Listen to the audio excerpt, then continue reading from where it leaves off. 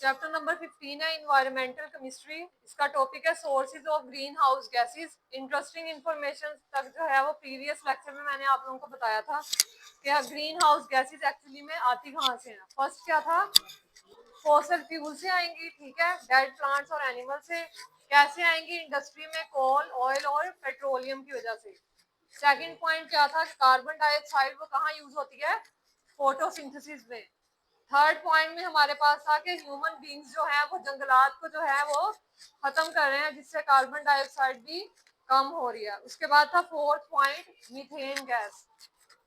Fifth point में हमारे पास था कि कार्बन डाइऑक्साइड एयर में जो है वो क्या हो जाएगी, ज्यादा हो जाएगी, और इससे क्या होगा, राइस फील्ड यानी चावलों की गंदुम जो है वो उसकी पैदावार ज्यादा होगी। तो आज हमने करना है सिक्स पॉइंट इंटरेस्टिंग इंफॉर्मेशन से नीचे से करना है।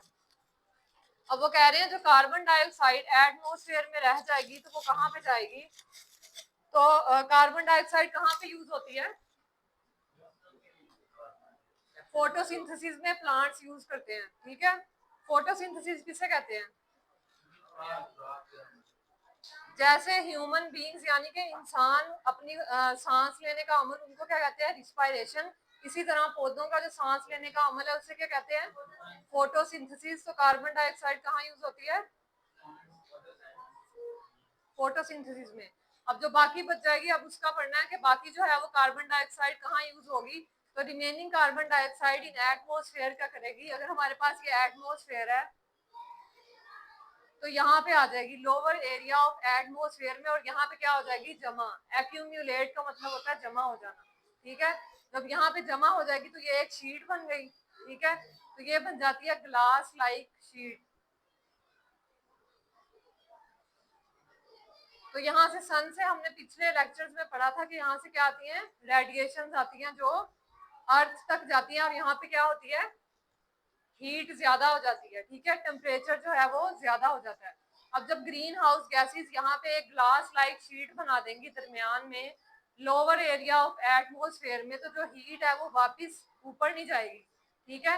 ये शीट इसको क्या करेगी, रोक लेगी हीट को, इसलिए ज्यादा हीट कहाँ पे होगी, अर्थ पे होगी।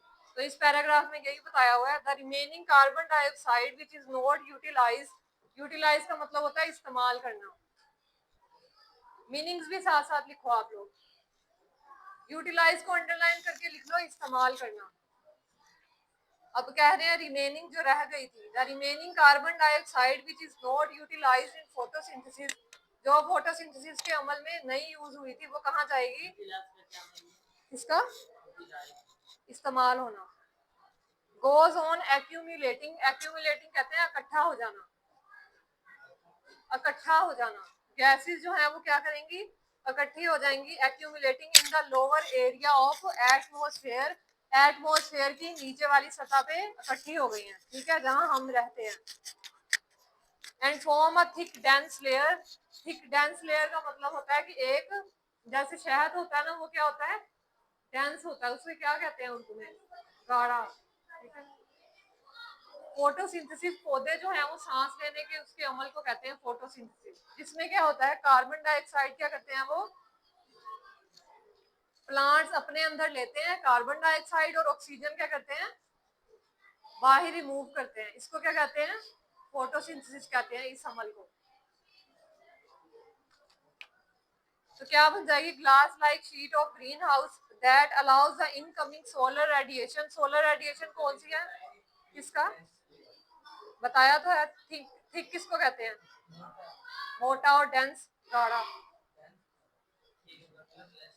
थिक डेंस लेयर, लचक वाला नहीं।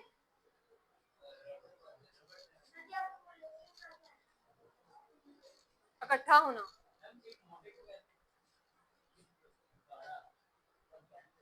थिन किसको कहते हैं, पतले को कहते हैं ना, और थिक किसको कहते हैं, मोटा। तो यहाँ पे क्या बन जाएगी, थिक लेयर बन जाएगी, किसकी, ग्रीन हाउस गैसेस की। और क्या कैसी लेयर होगी, वो थिक डेंस लेयर, ठीक है।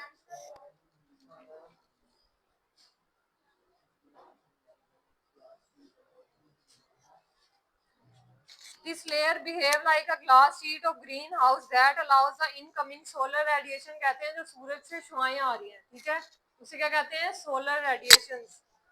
But does not allow it to escape outside. Escape किसको कहते हैं? भगाना, ठीक है। यानी कि बाहर को जो चीज जा रही है उसे हम क्या करेंगे? रोकेंगे। स्केप को कहते हैं बाहर जाना।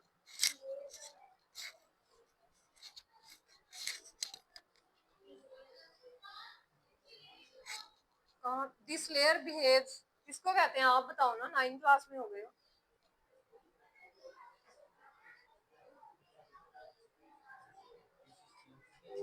दिस लेयर बिहेव लाइक, यानी कि उस तरह का रवैया दिखाएगी। कैसा? थिक डेंस लेयर जैसा। Solar radiation but does not allow it to escape outside, बाहर नहीं जाने देगी। As a result of this the average temperature of the earth rises, जिससे क्या होगा? टेम्परेचर जो है वो क्या हो जाएगा? राइज, बढ़ जाना। एवरेज किसको कहते हैं? नॉर्मल। जो नॉर्मल टेम्परेचर है उसको कहते हैं एवरेज, दरमियाने को, दरमियाना। तो इस पैराग्राफ में क्या बताया था? इस पैराग्राफ में सिर्फ यही है कि ग्लास लाइक शीट्स बनेगी। कौन बनाएगा? ग्रीन हाउस गैसेस, जो क्या होंगी? थिक डेंस लेयर होगी, और जो हीट जो है वो अर्थ में नीचे थी वो ऊपर नहीं जा सकेगी, और क्या हो जाएगा? अर्थ का टेम्परेचर राइज हो जाएगा, ज्यादा हो जाएगा। नेक्स्ट पेज है, पेज नंबर 138, नेक्स्ट पैराग्राफ। अब वो कह रहे हैं अब टेम्परेचर इंक्रीज हो गया तो उससे क्या होगा? अब हमने ये पढ़ना है, ठीक है। A rise of few degrees in temperature may seem small। वो कह रहे हैं कि ज्यादा होना टेम्परेचर यानी दर्जा हरारत का दिखने में तो वो बहुत कम होता है, but it can enough to cause significant changes in the climate. लेकिन वो इतना ज्यादा होता है टेम्परेचर, हमें तो देखने में लगता है कि 1 डिग्री या 2 डिग्री जो है वो ज्यादा हुआ है, ठीक है। लेकिन एक्चुअली में वो क्लाइमेट चेंज जो है उसको अफेक्ट करेगा। क्लाइमेट चेंज किसको कहते हैं? माहौल जो हो रहा है, मौसम का बदलना, ठीक है, ये सब। But it can cause enough to cause significant changes in the climate. At the moment, it is difficult for scientists to say how big the change will be and where the worst effect will occur. तो इस line में बता रहे हैं कि साइंसदानों का तजर्बा है कि वो कह रहे हैं कि चेंज जो है वो तो स्मॉल था देखने में, लेकिन एक्चुअली में वो क्या होता है? ज्यादा होता है, और वो ये नहीं बता सके इससे कि इससे कितना नुकसान हुआ है, ठीक है। वेयर द वॉर्स किसको कहते हैं? बहुत ज्यादा, वॉर्स इफेक्ट, खराबी हालत को कहते हैं वॉर्स। तो वॉर्स अफेक्ट, अफेक्ट कहते हैं असरात या असर। Will occur this can damage, अब इससे क्या नुकसान होगा? असल पॉइंट ये है। एग्रीकल्चर, एग्रीकल्चर किसको कहते हैं? ज़राअत, ठीक है, जहाँ फसलें उगाते हैं। And food production as well, food production में कौन कौन सी चीजें आएंगी? सब्जियां वगैरह और खाने पीने की चीजें जो जमीन से उगती हैं उनकी बात हो रही है। उसके बाद लास्ट लाइन है, the effect of climate change में भी फिजिकल भी हो सकता है। फिजिकल किसको कहेंगे? यानी कि इंसान को जो मुतासिर करेगा, ठीक है, उसकी सेहत को, उससे क्या कहेंगे? फिजिकल। इकोलॉजिकल किसको कहेंगे? जहां हम रह रहे हैं, ठीक है, यानी कि जहां पे इंसान रह रहे हैं उसको मुतासिर करेगा, घर वगैरह, इकोलॉजिकल उसको कहते हैं। उसके बाद है सोशल। सोशल किसको कहते हैं? पूरी सोसाइटी, एक दो घर नहीं, बाकी सारे भी, ठीक है।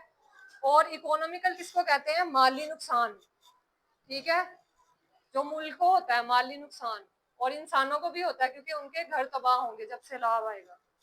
तो यहाँ तक इसके सोर्सेज हो गए हैं। उसके बाद उन्होंने हमें बताया हुआ है कि कौन कौन से इसके नुकसान होते हैं टेम्परेचर जब ज्यादा हो जाता है। सबसे पहला है राइज इन सी लेवल, समुद्र की सतह क्या हो जाती है? बुलंद हो जाती है, जिससे क्या आते हैं? सैलाब वगैरह। उसके बाद है इंक्रीज इन रेनफॉल, बारिशों का ज्यादा होना। ये सब किसकी वजह से हो रहा है? गर्मी के ज्यादा होने से। अफेक्ट ऑफ एग्रीकल्चर, एग्रीकल्चर पे असरात होंगे। उसके बाद है हॉट समर एंड विंटर, अगर गर्मी है तो बहुत ज्यादा होगी, और अगर सर्दी है तो वो भी, सर्दी ज्यादा नहीं होगी, कम होगी ना, टेम्परेचर ज्यादा है। हॉट समर एंड विंटर, इसको डिटेल से हम कल डिस्कस करेंगे। स्टॉप करो।